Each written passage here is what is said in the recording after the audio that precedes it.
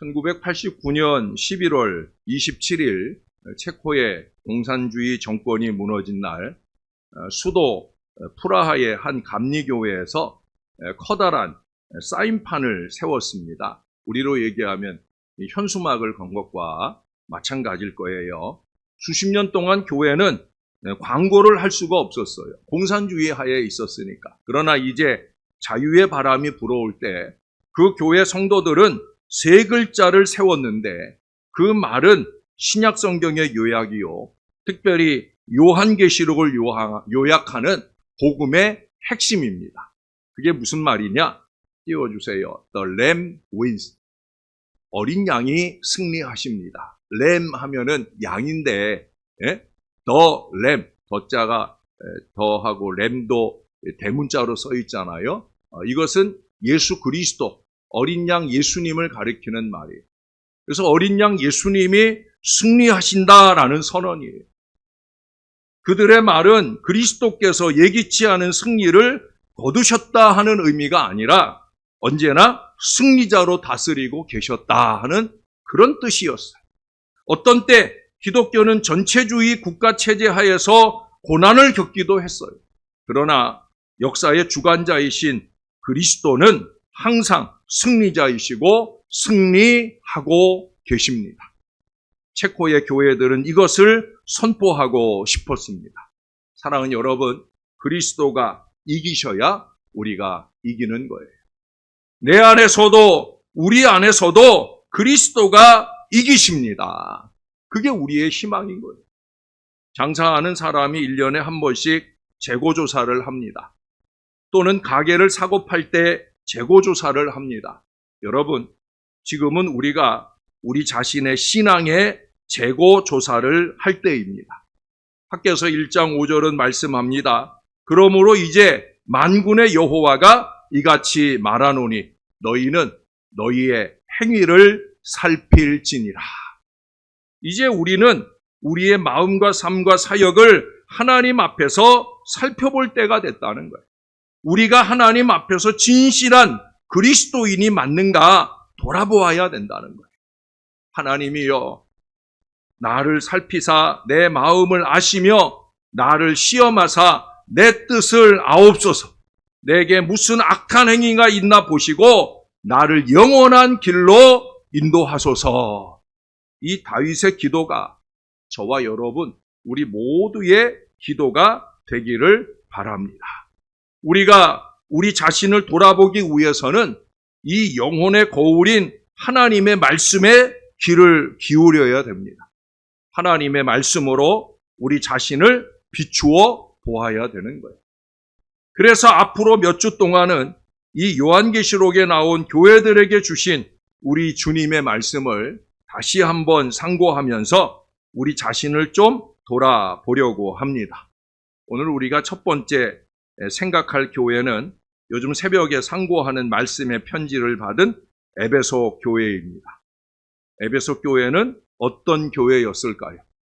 우리가 보통 성지순례를 가면 두 번에 걸쳐서 갑니다. 1차 성지순례는 이스라엘, 예루살렘을 중심으로 하는 이스라엘 지역을 성지순례하는 건데, 저도 목회를 수십 년 했어도 아직 한 번도 이곳에 못 가봤는데, 근데 1차 성지순례를 하고 나면 그 다음에 2차 성지순례를 해요.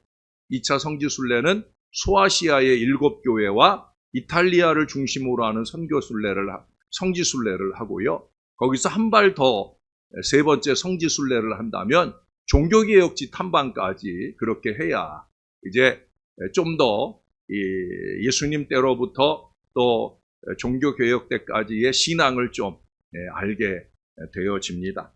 그 소아시아 7교회를 탐방하는 성지순례의 첫 번째 찾아보게 되는 곳이 바로 에베소 교회입니다. 에베소 교회는 사도 바울에 의해 설립된 교회였어요.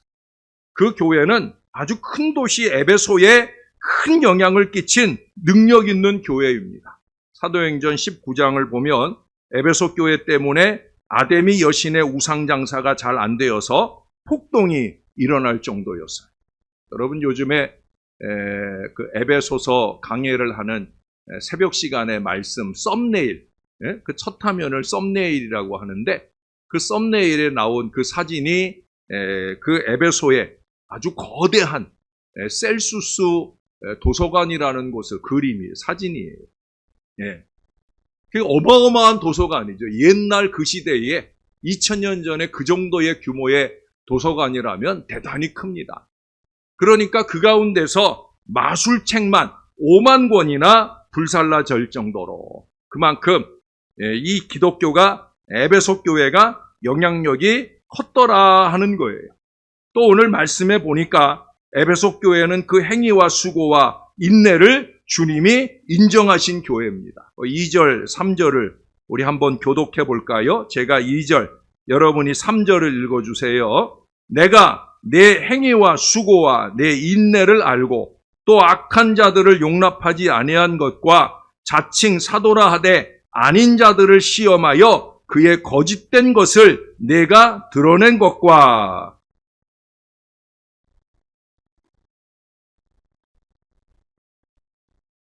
아멘. 여러분, 에베소 교회는 말씀대로 순종하는 교회였어요. 그들은 하나님의 영광을 위해서 행동하는 성도들이었고 우리 주님을 위해 최선을 다해 헌신했어요. 그들은 기회가 있을 때마다 열심히 봉사하는 성도들이었다는 거예요. 그들은 반대에도 꺾이지 않고 인내하는 성도들이었습니다. 어떤 대가를 지불하더라도 일편단심으로 주님을 섬겼더라는 거예요. 오늘에도 그런 교회와 성도가 필요합니다. 역경 중에서도 주님의 일을 열심히 섬기는 목회자, 성도들이 필요하다는 거예요. 그리고 에베소 교회는 구별된 교회였어요. 거기 2절의 하반절에 보시면 자칭 사도라 하되 아닌 자들을 시험하여 그의 거짓된 것을 내가 드러낸 것을 안다. 6절에서도 보시면 오직 내게 이것이 있으니 내가 니골라당의 행위를 미워하는도다. 나도 이것을 미워하노라. 여러분, 에베소 교회 성도들은요, 분별력이 있었어요. 진리와 거짓을 구별해냈다는 거예요. 거짓으로 신용하고 가장하고 그런 악한 사람들을 분별해서 밀쳐냈다는 거예요. 또 니골라당의 행위를 미워했다는 겁니다. 니골라당이라는 건 우리가 사도행전 6장에 나오는 7 집사 중에 잘못된 길을 간 집사 중에 하나, 그 니골라당은요, 성도의 행위는 그의 영적 상태에 영향을 주지 않기 때문에 자기가 기뻐하는 대로 맘대로 살아라, 그렇게 가르친 거예요. 오늘날로 말하면 구원파랑 비슷해요. 우리가 예수 믿고 한번 회개하고 구원받았으면 그 다음에 어떤 잘못을 해도 상관이 없다. 하나님 말씀 이거 뭐 아무 상관없다. 우리는 예수 믿고 구원받았으니까 내 맘대로 살자. 그게 바로 이 어리석은 니골라당의 주장이에요. 오늘날도 교회 안에 그런 사람들이 존재해요. 숨어있는 니골라당, 하나님의 말씀을 무시하고 자기 맘대로 사는 사람. 그런 사람들을 이 에베소 교회는 기뻐하지 않았다고. 요한 사도도 기뻐하지 않는다고. 우리 예수님도 기뻐하지 않는다고 분명히 선언하고 있어요. 에베소 교회 성도들은 그런 불신앙적이고 이단적인 가르침에 속지 않았고 하나님을 바로 섬겼다는 거예요. 그리고 3절에 보니까 에베소 교회 성도들은 참고 주님의 이름을 위하여 견디고 게으르지 않은 성도들이었다. 주님의 일이 힘들고 박해가 심하도 그들은 흔들리지 않고 견고하게 그 신앙을 지켰더라는 거예요. 그들은 패배하지 않았고 온전히 주님께 헌신했습니다. 그리고 박해 속에서도 그들의 그 확고한 신앙은 널리 알려지게 됩니다. 그래서 에베소 교회는 그 소아시아 지방에 어찌 보면은 그 다른 교회들을 세운 어머니 교회. 그래서 소아시아 7교회를 탐방할 때 제일 먼저 가게 되는 지역이 바로 에베소 지역입니다. 그래서 에베소 교회에는 약점도 있었습니다. 여기 4절의 말씀에 보면 그러나 너를 책망할 것이 있나니 너의 처음 사랑을 버렸느니라. 에베소 교회는 첫사랑을 잃어버린 교회가 되었더라는 거예요. 여러분, 이것이 오늘 우리에게 주시는 첫 번째 경고의 말씀입니다. 에베소 교회는 큰 도시에 있는 큰 교회입니다. 성도들은 도시 생활에 바쁘고 또 교회 일을 하느라 바빴습니다. 그러다 보니 그들은 주님에 대한 그 사랑을 잃어버렸더라는 거예요. 아마도 그들은 여전히 주님을 사랑하고 있었을 거예요. 그러나 주님께 뜨거운 열정은 식어버렸더라는 거예요. 외적으로는 주님을 위해 바쁘고 견고했지만 내적으로는 차갑고 무관심했더라 하는 거예요. 오늘 우리가 주님을 위해 열심히 봉사하고 있어도 여러분, 주님에 대한 사랑은 식어질 수 있다는 경고예요. 이것은 치명적인 문제요, 심각한 문제입니다. 여러분, 우리가 오늘 하나님을 어제보다 덜 사랑하게 된다면 그것은 하나님을 전혀 사랑하지 않게 되는 그 길 위에 있는 거예요. 그래서 하나님은 말씀을 통해 계속 경종을 울려주시는 거죠. 저는 이 교회를 섬기는 담임 목회자로서 우리 교회 모든 성도들이 모두 다 주님의 일에 열심히 봉사하기를 주님의 이름으로 축원합니다. 그러나 여러분, 주님 앞에 설 때 무언가 칭찬과 상급을 받게 되는 그런 사람 되기를 더 간절히 소원합니다. 그러나 우리가 주님의 일, 교회의 일에 분주하기 때문에 주님에 대한 사랑이 식어져서는 안 될 거예요. 직장 일에 바쁘고 사회생활이 너무 바빠서 또 교회 생활이 너무 바빠서 그저 간신히 설교나 듣고 성경은 다음에 읽지 나중에 읽지 하고 예배에 별 감격이 없고 감동이 없다면 그것이 주님께 대한 첫사랑을 잃어버리고 있다는 거예요. 사랑하는 여러분, 안타깝게도 첫사랑은 잃어버리기 쉽습니다. 여러분은 아마도 첫사랑이 무엇인지를 거의 다 아실 거예요. 사랑에 빠져서 연애를 해보신 분이라면 첫사랑이 어떤 것인지 다 아실 거예요. 왜 그렇게 보고 싶은지. 아침에 봤는데도 점심때 또 보고 싶고 저녁에는 또 만나고 싶고 별로 한 말도 없이 그냥 손잡고 보고만 있어도 그래도 좋은 거죠. 저녁 때 헤어지고 나서는 밤에는 또 전화를 하거나 요즘 같으면 문자와 톡을 보내며 밤을 지새울 때도 있습니다. 왜 그렇습니까? 사랑에 빠져서 그런 거지. 우리 교회 모든 청년들이 이 사랑에 많이 빠질 수 있게 되기를 바랍니다. 여러분, 우리 주님과 처음 사랑에 빠졌을 때가 언제입니까? 여러분이 처음 하나님의 사랑을 느꼈을 때, 십자가의 그 사랑을 처음으로 이해하게 되었을 때, 주님의 그 보혈이 내 죄를 씻어 주셨음을 알고 그 주님의 사랑에 깊이 감격했을 때, 바로 그때가 첫사랑의 때일 겁니다. 인간적인 첫사랑은 어쩌면 잊어버렸을 수도 있지만은 이 주님과의 첫사랑의 감격은 우리가 잊지 말아야 되는 거죠. 우리가 하나님의 자녀가 되고 하나님의 용서하시는 그 은혜를 체험했을 때 그것이 바로 처음 사랑입니다. 그 처음 사랑을 가졌을 때 우리는 산과 같은 난관과 장애도 얼마든지 정복할 수 있는 작은 언덕으로 여겼어요. 그 사랑이 있을 때 우리는 인생의 커다란 슬픔과 걱정의 강을 건널 때에도 문제없어. 하나님이 함께 하시니까 나는 얼마든지 헤엄쳐 건너갈 수 있다라고 낙관했어요. 그러나 여러분, 처음 사랑은 잃어버리기 쉽습니다. 처음 사랑은 식어지기 쉽습니다. 처음 사랑은 계속해서 재충전이 이루어져야 된다는 거예요. 우리가 진정으로 사랑할 때는 우리는 희생적이 됩니다. 정말 사랑할 때는 모든 것을 다 주려고 합니다. 아낌없이 희생합니다. 어떻습니까? 하나님을 향해 그 아낌없는 마음이 과연 잘 진행하고 계십니까? 시간에 있어, 물질에 있어, 땀과 눈물에 있어, 내가 사랑하는 그 하나님을 향해 나는 언제나 열린 마음으로 희생, 하고 있느냐는 거예요. 사랑하는 대상을 위해 팔을 뻗치고 소매를 거두고 나서는 마음, 그 마음이 있느냐는 거예요. 물론 그러다 보면 지치기 쉬워요. 때로는 실망하기 쉽습니다. 사랑에 빠진 남녀가 서로 깊이 사랑을 느껴서 결혼하여 남편과 아내가 됩니다. 그들은 아름다운 사랑의 보금자리를 마련합니다. 그들은 언제까지나 서로 사랑하면서 소망과 꿈을 이루어 가리라 기대합니다. 그러나 그들은 현실 생활에 부딪히지요. 직업을 가져야 합니다.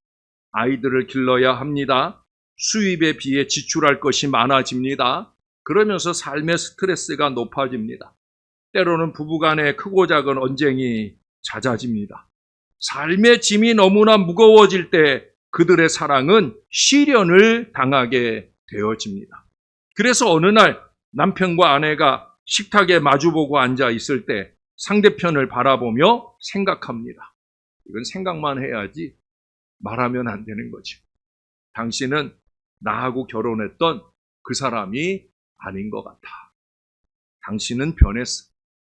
나는 더 이상 당신을 믿을 수 없어. 근데 정말 당신만 변했을까요? 하나님과의 관계에서는 나만 변하지만 우리가 부부간의 관계에서는 당신만 변하는 게 아니잖아요. 이게 도대체 어떻게 된 것입니까?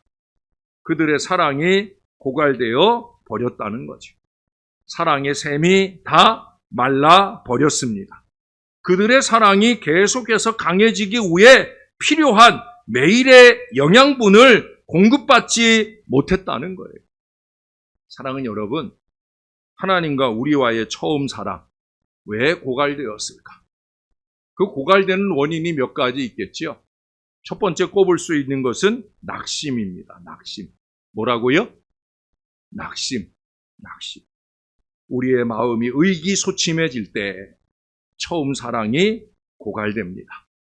전에 엘리야 선지자가 갈멜산에서 굉장한 승리를 거두었잖아요.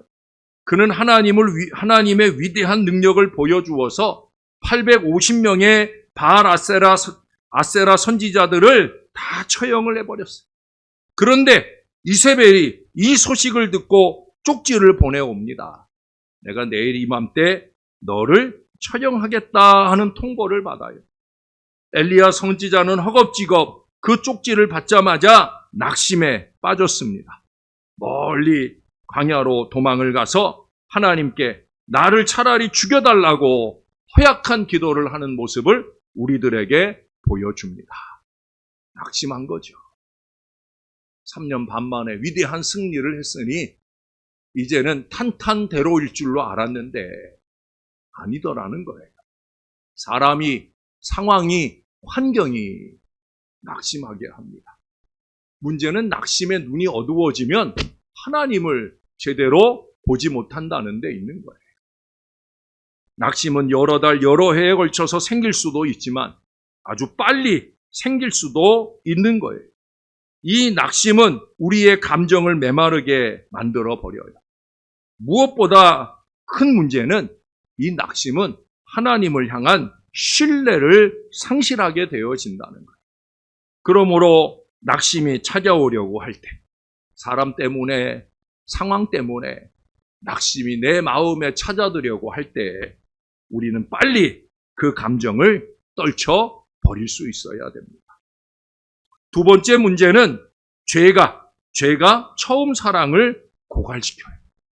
전에 다윗은 밧세바와 간음을 하고 그 죄를 숨기기 위해 그 남편 우리아를 죽게 했잖아요. 다윗은 그 일을 아주 은밀하게 하려 했지만 그 일을 잊어버리고 싶어 했지만 그게 됩니까? 절대 안 되는 거예요, 여러분. 하나님이 다 보고 하나님이 다 듣고 계시면 그러면 감춰지지 않는 거예요. 그럴 수가 없는 거예요. 무엇보다 다윗은 그 마음의 평안을 잃어버렸잖아요. 그의 영혼이 메말라졌어요. 다윗은 하나님 앞에 그의 죄를 고백하고 용서함을 받을 때까지 그의 마음이 쉼을 얻지 못했던 걸 우리가 잘 압니다. 세 번째로 꼽을 수 있는 것은 자기 만족이에요. 사실은 이 익숙함, 자기 만족이 하나님과 우리와의 사랑을 마르게 할 수 있어요. 어쩌면 이것이 우리가 가장 경계해야 할 상황일지 몰라요. 사랑하는 남녀가 결혼해서 처음에는 모든 것이 새롭고 행복하지만 세월이 흐르면 모든 것이 무심해지잖아요. 신혼 때는 일하러 나가서도 몇 번씩 전화를 주고받지만 여러 해가 지나면 서로에게 너무나 익숙해지면서 그러면서 무심해지는 거예요. 그래서 익숙함이 무서운 거예요. 관계 속에서도 그렇고요. 하나님과의 관계 속에서는 더더욱더 그 익숙함은 치명적이 될 수 있다는 거예요. 아내는 남편이 항상 있을 것이라 생각합니다. 남편은 아내의 사랑을 당연한 것으로 받아들입니다. 두 사람의 대화는 일상적인 대화로 전락해 버립니다. 하나님과 우리와의 사랑도 그렇게 될 수 있어요. 에베소 교회 성도들처럼 하나님의 일에는 바쁘다면서 하나님과의 시간을 가진 데는 소홀하고 하나님의 임재를 즐기는 것을 잃어버린다고 하면 조만간에 하나님과의 처음 사랑은 마르게 되어질 거예요. 그렇게 되면 어떻게 됩니까? 교회 가는 것이 재미없어집니다. 그 찬송이 그 찬송이고 그 말씀이 그 말씀인데 꼭 교회에 가야 하나? 주중에는 세상에 더 즐거운 일을 찾아가기가 아주 쉬워지는 거예요. 마음이 식어버리고 영이 식어버리면 하나님의 임재를 느끼지 못해요.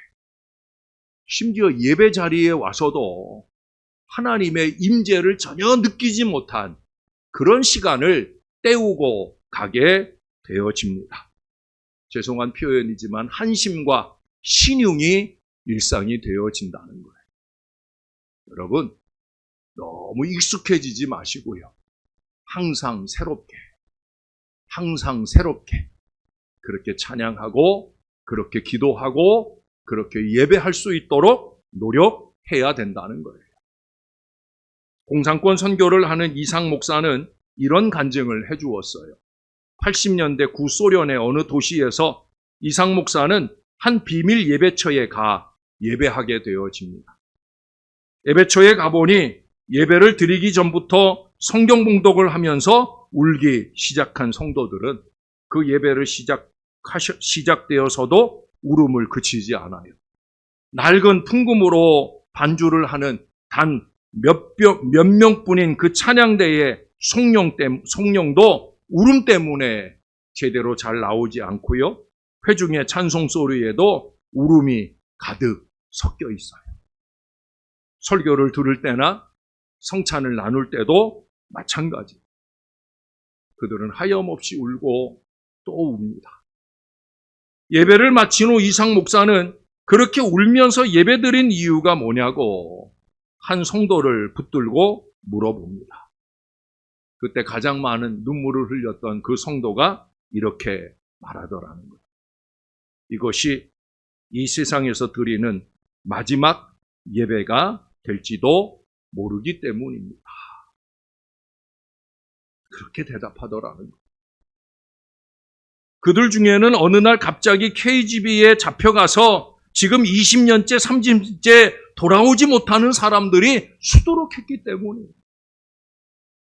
지난주까지 내 옆에 앉아 예배했던 그 사람, 이번 주부터는 볼 수 없는 사람이 되어지는 일들이 그들 가운데는 얼마든지 많았기 때문에, 그래서 오늘 나의 예배가 마지막일 수도 있다는 마음을 드리는 예배이기, 그 마음이 다른 감동과 감격으로 하나님을 만나게 되는 거죠. 우리는 너무 일상의 예배에 익숙해 있는 건 아닙니까? 자유로운 환경에서 주일마다 예배를 드릴 수 있기 때문에 오히려 고난 속에서 목숨을 걸고 예배 드리는 이 성도들의 감격이 없는지도 모릅니다. 타성에 젖은 익숙한 예배나 헌신이 하나님과의 첫사랑의 감각을 상실하게 할 수 있다는 거예요. 시편 122편 1절은 말씀합니다. 사람이 내게 말하기를 여호와의 집에 올라가자 할 때에 내가 기뻐하였도다. 여러분은 오늘 아침에 어떠셨습니까? 교회에 오려고 하는 여러분의 발걸음은 이 기쁨과 기대에 대한 그래서 간절함으로 서둘러 오는 걸음이 되셨는지요? 사랑이 식어버린 그리스도인은 마치 고속도로에서 기름이 떨어진 차와 같아요. 그래 보신 적 있으세요? 전 그래 본 적이 있어요. 자동차에 기름을 넣어주지 않으면 다른 차들과 속도를 맞추어 달리던 차가 어느 시간에 그 자리에 멈추어 버릴 거예요. 다른 사람들은 모두 천국을 향해 힘차게 달려가는데 혼자 나고병이 되어 버리는 거예요. 그 심령의 불이 깜빡깜빡하다가 결국 꺼져버렸기 때문에. 사랑하는 여러분, 그럼 어떻게 그 사랑을 다시 찾을 수 있겠습니까? 오늘 본문 5절이 그 해답을 우리들에게 제시해 줍니다. 여러분 함께 한번 읽어볼까요? 5절 말씀입니다. 시작. 그러므로 어디서 떨어졌는지를 생각하고 회개하여 처음 행위를 가지라. 만일 그리하지 아니하고 회개하지 아니하면 내가 네게 가서 내 촛대를 그 자리에서 옮기리라. 여러분 첫 번째 어디서 떨어졌는지를 생각하라 말씀하셔요. 우리가 이 시계나 또 중요한 그 무엇을 잃어버렸을 때 여러분 어떻게 합니까? 가만히 생각하잖아요. 내가 언제부터 없어졌나? 예? 내가 그것을 어디다 두었었나? 곰곰이 생각해 볼 거예요. 그리고 거기를 가서 막 찾아보지 않겠습니까? 그것이 예수님이 말씀하시는 생각하라 하는 이 말씀이에요. 과거를 좀 생각하라는 거예요. 허니문 기간을 생각해 보라는 거예요. 내가 처음 구원받았을 때에 부름받고 세움받았을 때에 그 감격, 그 기쁨을 생각해 보라는 거예요. 주일이 돌아오기를 손꼽아 기다리던 때 주님 앞에 머리를 숙일 때마다 내 마음에 위로를 받고 새 힘을 얻고 주님의 은혜에 감격했던 여러분 그 시간을 생각하라는 거예요. 두 번째는 뭘 말씀해요? 회개해야 된답니다. 잘못을 회개해야 합니다. 회개하는 것은 돌아서는 거예요. 입술의 나열이 아니에요. 회개라는 것은 돌아서는 거예요. 주님 앞에 죄를 고백하고 돌아서는 거예요. 하나님을 떠나가던 마음을 돌이켜서 다시금 주님의 임재 앞으로 나오는 거예요. 철저히 주를 향해 살아가는 거예요. 그래서 잃었던 처음 사랑을 다시 회복하고 그 기쁨, 그 감격을 다시 찾는 거예요. 우리가 주님 앞에 나와서 주님, 저는 더 이상 감당할 수 없습니다. 짐이 너무 무겁습니다. 저를 좀 불쌍히 여겨 주시옵소서 하고 기도하면 우리 하나님은 잘았다. 내 아무개야 하시면서 우리의 그 무거운 짐을 받아 주실 거예요. 하나님은 회개하는 심령을 기뻐하셔요. 돌아온 탕자의 아버지처럼 하나님은 달려나와 우리를 얼싸안아 주시고 더 깊은 사랑의 관계를 회복시켜 주실 거예요. 회개는 부끄러움이 아니라 그랬잖아요. 회개를 주저하지 마세요. 하나님을 향해서나 사람을 향해서나 잘못했습니다 하는 말하는 걸 여러분 주저하지 마세요. 세 번째는 뭘 강조합니까? 처음 행위를 가져야 된다. 사랑을 표현해야 합니다. 사랑을 적극적으로 실천할 수 있어야 된다는 거예요. 표현되지 않는 사랑은 사랑이 아니에요. 하나님을 향해서나 사람을 향해서나 사랑을 표현하기를 주저하지 마셔요. 가정이 다시 행복해지길 원한다면, 교회가 다시 행복한 공동체가 되길 원한다면, 아니 하나님과 행복한 좋은 관계를 원한다면 사랑을 표현해야 합니다. 의사들에 의하면 새로운 습관을 가지는 데는 최소한 21일이 필요하다고 합니다. 좋은 습관이든지 나쁜 습관이든지 새로운 습관을 가지는데 21일, 3주간이 필요하다는 거예요. 여러분, 그것은 매우 소망적인 이야기입니다. 우리의 습관은 바꿀 수 있습니다. 우리의 삶의 모습이 달라질 수 있다는 거예요. 지난 3월에 기도원에서 사실은 2분기 말씀 준비를 진행하는 중에 하나님이 2분기까지가 아니라 7월 달까지의 말씀 준비로 이 말씀들을 준비하게 하셨어요. 사실은 오늘 설교 원고를 거의 반으로 줄여서 여러분들에게 말씀하고 있어요. 이 7개 교회를 향해 주신 하나님의 말씀을 준비하는 말씀들이 제가 보통 5페이지, 4페이지, 5페이지 왔다 갔다 준비를 하는데 지금 10페이지입니다. 매주마다 10페이지 가까이 그렇게 말씀을 적어놓고 그래서 금요일 날 같이 하게 될 때는 같이 하는데 이번 주 금요일에는 헌신 예배가 없잖아요. 그래서 이제 어제 제가 이 말씀의 절반을 줄여서 엑기스를 말하려고 골몰하다 보니까 4시가 된 거를 깜빡했어요. 김 목사님이 톡을 주셔서 그때서야 부랴부랴 뛰어내려 갔는데 그만큼 어려운 작업이었습니다. 그만큼 중요한 작업이라는 거예요. 이제 6월, 7월이 지나고 8월에는 교회 창립주일이 다가옵니다. 그래서 하나님이 이 말씀을 붙들게 하셨어요.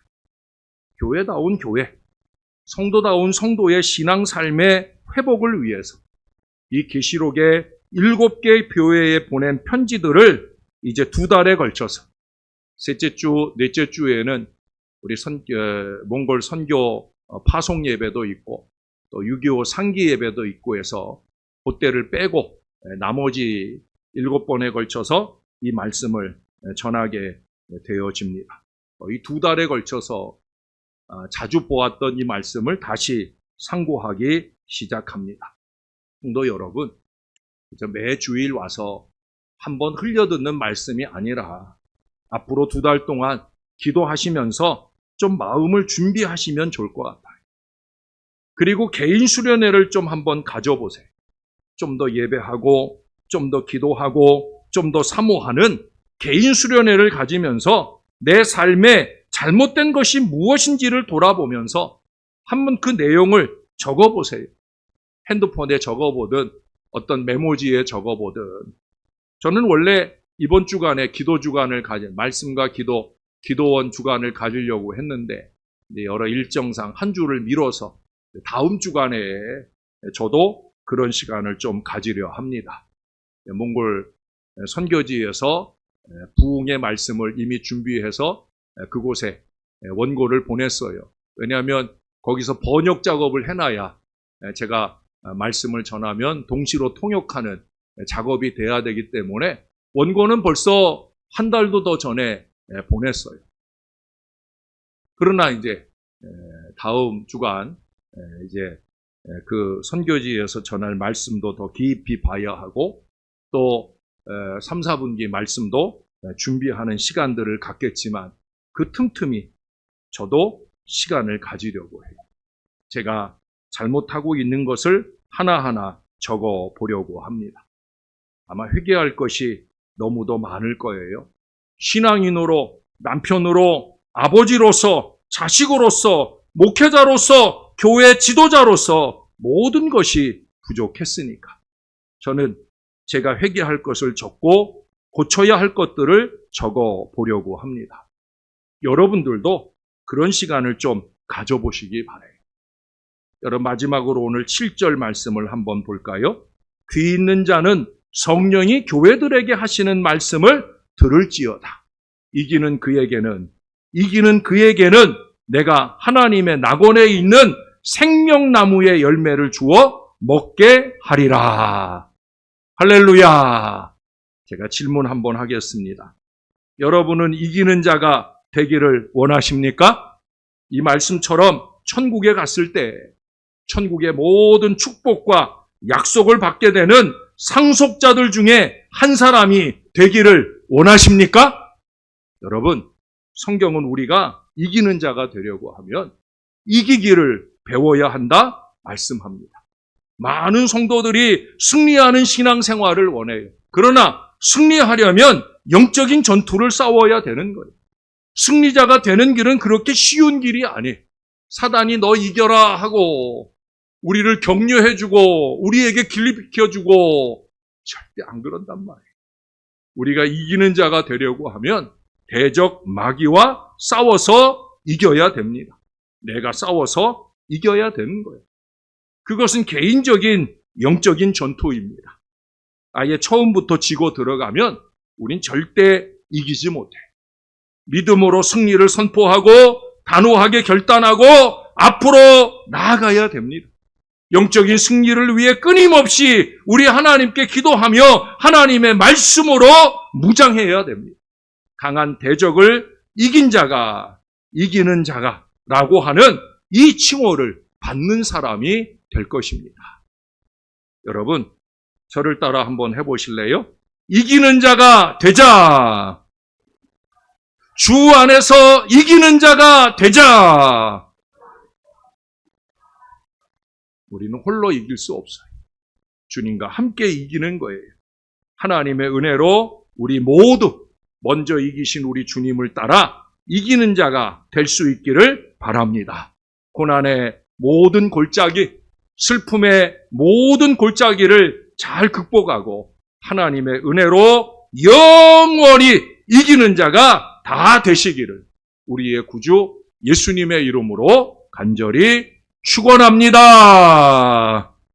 우리 하나님 잘 신앙하고 있는 게 맞는지 정말로 주님을 처음 만났던 그 순간, 주님께 처음 부름받던 그 순간, 주님 앞에 무릎 꿇고 그렇게 주님의 부르심에 뜨겁게 감격했던 그 순간, 하나님 우리의 처음 사랑이 여전히 우리 안에서 뜨거운지 돌아볼 수 있기를 소원합니다.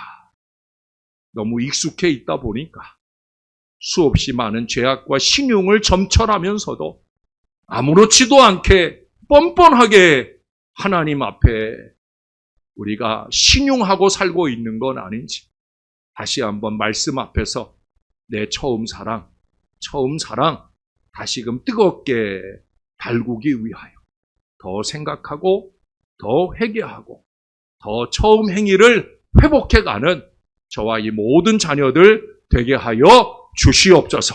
영원한 천국 걸음 이기는 자로 힘있게 달려가는 하나님의 사람들 되어지게 은혜 베풀어 주시옵소서. 감사합니다. 예수님 이름으로 기도합니다. 아멘.